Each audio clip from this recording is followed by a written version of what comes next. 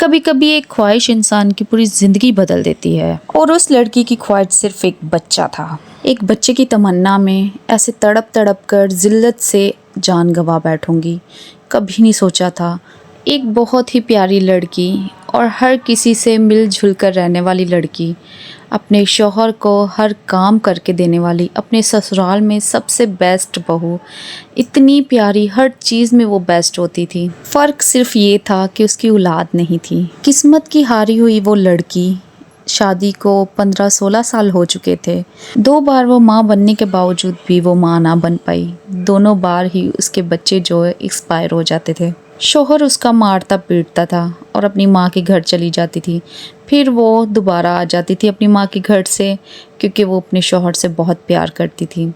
چاہے اس نے مارا پیٹا ہوتا تھا، پر پھر بھی وہ اپنے شوہر کو خود مناتی تھی۔ کپڑے اس کے سفید اور کڑک دار پریس ہوئے ہمیشہ رہتے تھے، شوز اس کے چمکتے ہوئے ہوتے تھے، کھانا اس کا پہلے ہی ریڈی رہتا تھا، کیونکہ اس کے کام سے آنے سے پہلے اس کی ہر چیز اس کے لیے ریڈی رکھتی تھی۔ اور پھر بھی اس کا شوہر اس پہ بہت ظلم کرتا تھا، اتنا مارتا پیٹتا۔ اس میں اس کی کیا غلطی تھی کہ وہ بے اولاد تھی؟ پھر بھی اس نے بہت ہمت کر کے بہت سے علاج کروائے، پر جو خدا کی مرضی، اس میں انسان کی تو کوئی مرضی نہیں ہے۔ پھر ایک دن ان کے لیے ایک خدا بن کر ایک انسان آ گیا۔ اب وہ انسان ان کے لیے خدا تھا یا وہ ان کے لیے ایک حیوان تھا؟ اس ٹائم کے لیے تو وہ انسان ان کے لیے فرشتہ ہی تھا۔ ان کو کیا پتا تھا کہ یہ جو انسان ہمارے گھر میں آیا ہے، یہ میری بیوی کی جان لے لے گا، ہمارے گھر کو برباد کر دے گا، میری زندگی تباہ کر دے گا۔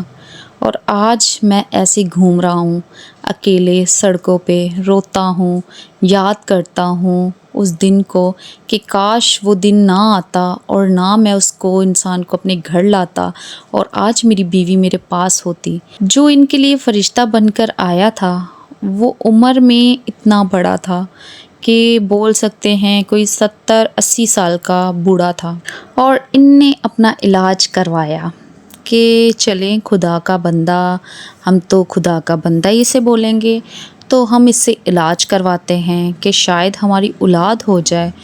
اور اسی ڈونگی بابا نے بہت الٹی سیدھی باتیں کہیں کہ آپ کی بیوی کو یہ مسئلہ ہے، وہ مسئلہ ہے۔ اس شخص نے رات کے 2-4 بجے تک اس عورت کو اکیلے میں کہا کہ مجھ سے ملنے آیا کرو، رات کے ٹائم تم میرے پاس آیا کرو، ایسے جلد آرام ملے گا اور تم جلد ہی ماں بن جاؤ گی اور تمہارا بچہ اس بار تندرست پیدا ہوگا۔